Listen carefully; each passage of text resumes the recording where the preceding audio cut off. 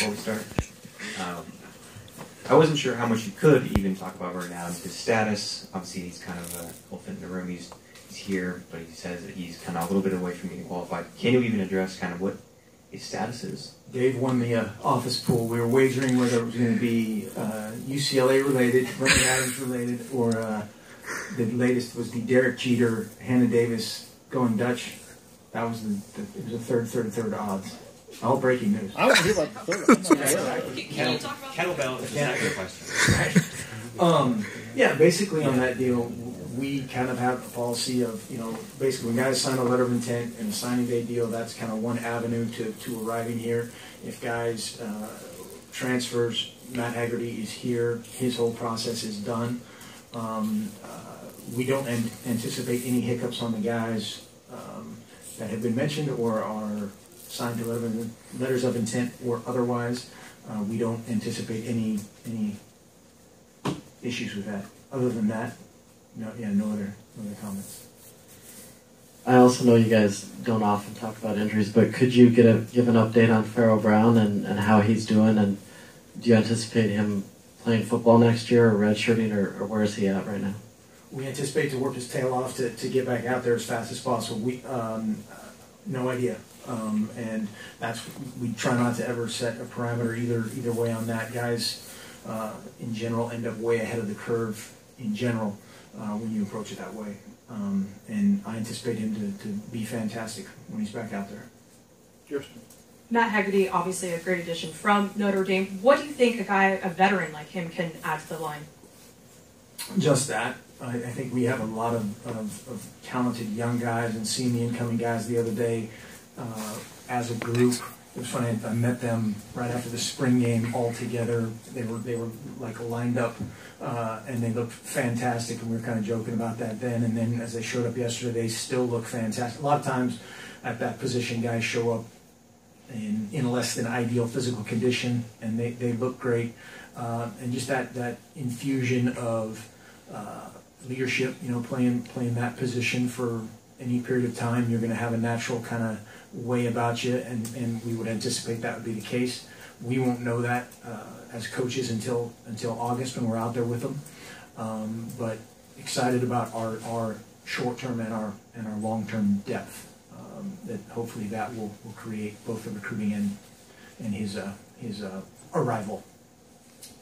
Sticking with Haggerty, did he reach out to you guys, or when did you guys kind of feel like you wanted to explore that option of a center fifth grad transfer? I don't remember. I can't remember exactly the exact series of events with that one. Somebody asked me that the other day about somebody else, and we literally get multiple transfer requests per week, right? And some of them are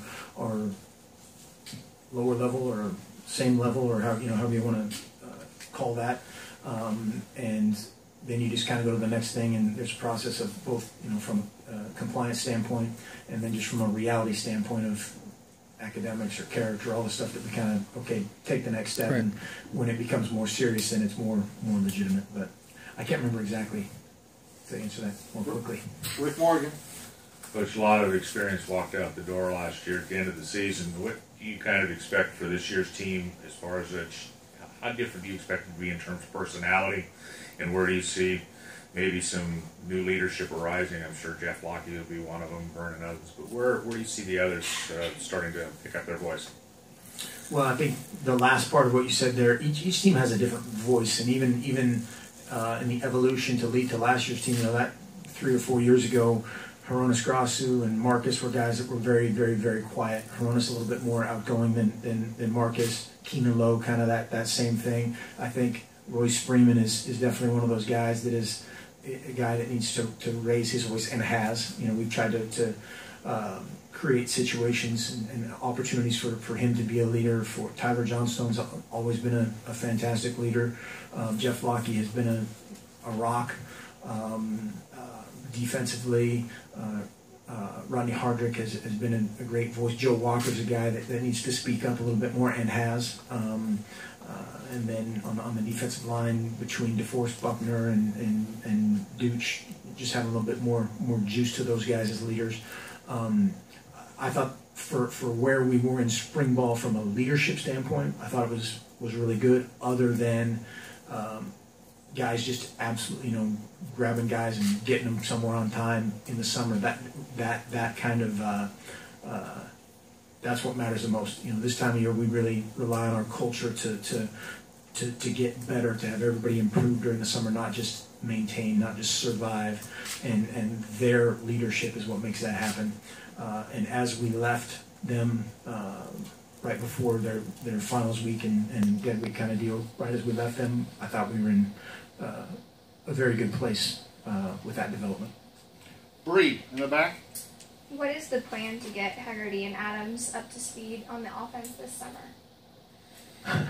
Well, again, a lot of that is player driven at all positions. For all newcomers, those guys are kind of thrown into the fire as far as how they do the player run practices and all the things. Again, some of those guys that we just talked about, whether it's Jeff Lockey, Royce, Tyler, it's just an indoctrination and enculturation of how we do things, how we lift, how we condition, how we do the stuff when they're out there with the ball by themselves. They take over, and we have complete confidence in that process, and that's at every position. Andrew. On the spring game, I recall you saying that kind of the 6 weeks or so after the spring game, that's when the staff would make hard decisions about where a guy who could play multiple positions would at least start fall camp. Can you share with us some of those decisions about where a guy like Charles, or even the incoming guys like a Malik, those multi-talented guys, and some of the linemen might start fall camp? Yeah, Charles is still to be determined, and that's a wrestling match of coaches and of, if it was up to Charles, he would play every snap, and I mean that in the best possible way. I mean, he's just like the kid on the playground that wants to do everything.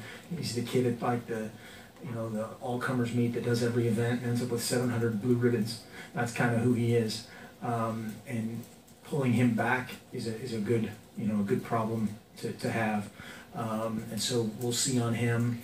Drayton Carlberg was the first guy that popped into my mind as a young guy. He wants to start out on defense. Who else were you specifically? Malik, it will be on offense. Don't know where exactly. And for all those guys that we recruit like that, we try to be honest with them, but they're going to pick where they start. Initially, they're gonna pick the position we start. And it's just like now in the recruiting process, you talk to a guy, and and I always ask, okay, what's so and so telling you, or what's this team, and they tell them usually exactly what they want to hear. And we try to take a little bit different approach. And hey, this is where we see you, but they're gonna have a better experience initially if they pick it. Kirsten. After spring ball, you said that this team needs to develop a confident mindset during summer. How can they establish that before heading into fall camp? I think anytime, confidence is bred out of preparation, and the more they're around each other and they work and they see the value of looking over and going, if I'm the backup right guard and I see Royce Freeman working, I believe in that guy. That's confident, and vice versa. And just that shared experience. I think one of our biggest strengths is our guys are from all over the country, and they're together from now until whatever it is, August 8th, August 10th, when we're out there for the first time. The chemistry starts now, and that's a huge thing. Those two things, I think, it's immeasurable how much that affects our performance on the field and off the field. And so, again, goes back to the importance of the guys that we bring in. Rick? Just in terms of X's and O's with the new bodies and particularly a new quarterback, how much do you anticipate the playbook changing? And then on the defensive side of the ball, do you see any changes there at all as well? They're nothing drastic. I think everything is going to be tweaked, to your cyclical strengths, whether you have more of position X versus position, on a year-to-year basis, how guys develop, who ends up being, the secondary guys and the backups at linebacker. I think we like where our depth is headed on the D line, and then there's a bunch of moving parts in the back end that kind of remain to be seen. And if you sat here and said, hey, we're going to be a dime-based team with as many DBs we lost is probably not, our best course of action. So we plan for what we think is going to happen, and then have a ton, just a ton of contingency plans both ways. Certainly offensively, we're not going to drastically change anything, and then at the same time play to the strengths of where what our quarterback can do, and then the skill around him and how they can deploy the best we see fit. Jerry Thompson. Yeah, Coach, we're quite sure with Farrell Brown for obvious reasons. How about Devin Allen and Tyler Johnston? Are they much more along? You fully anticipate them being a little different? We fully anticipate them being different? Well, being different than Farrell Brown as far as progress. They will be different than Farrell Brown. Yes, progress. No. We just, those guys, by all accounts of both directly conversing with them, and then the limited time we've seen them has been great. But we try not to go, hey, we expect you back at boom date, because you never know. It might be 2 weeks before that, or a month before that, or whatever. But we just want those guys to work every day for their teammates, and they're doing that right now, we think. Rob Mosley. Coach, Royce's name Nice comes up t-shirt. a lot. Oklahoma City Dodgers. Oh, okay. Yeah. Not trying to fire any shots here. Yeah. You mentioned Royce a lot when you're talking about leaders, and he's obviously a pretty naturally quiet guy. Does he need to come out of his shell that much, or can he be effective with his standard nature? Absolutely. I think, well, both. He needs his standard nature, and then his standard nature turned up a little bit. And Royce is a fantastic guy. He's just a great dude. You take away his brilliance on the field, but off the field, he's just, he's everything you want. Comes from a great family, great kid, all that stuff, and just needs to know. My simple conversation with him a lot of times: would this guy be better if he was more like you? And he kind of thinks about it for a second, but yeah, and so just of coming out of, to use your phrase, coming out of his shell a little bit more, and infecting, his realm a little bit, because his physical stature, his performance, he has a ton of credibility, and just eliciting more out of other guys, and they'll respond, and have responded. Jerry Allen. Coach, with being a head coach, how much easier, not easier, but how much more confident is it for you to be going to another season with your entire staff pretty much intact? I mean, all the communication and everything. It's unbelievable. I mean, it's absolutely immeasurable. I've used that a couple times now, but the value of efficiency. Not, again, you take away, these guys are unbelievable experts at what they do. They're at the top of their game. Some of them after 30-some years being there, but just all that stuff. They're great guys to be around. They're great for our guys, and then just the efficiency. You can just sit there and look at somebody, and they know what to do. We will meet for a grand total of nothing as a staff, 0 before our first practice. That is just now you can focus on development and nutrition and strength and recruiting, all these other realms, rather than, okay, hey, we call this the Mustang drill, and we line up over here and we spread out 5 cones and that kind of stuff. Again, just hopefully we can just pour more into the individual student athlete, and those guys do a great job of that. Jackson County, Jerry.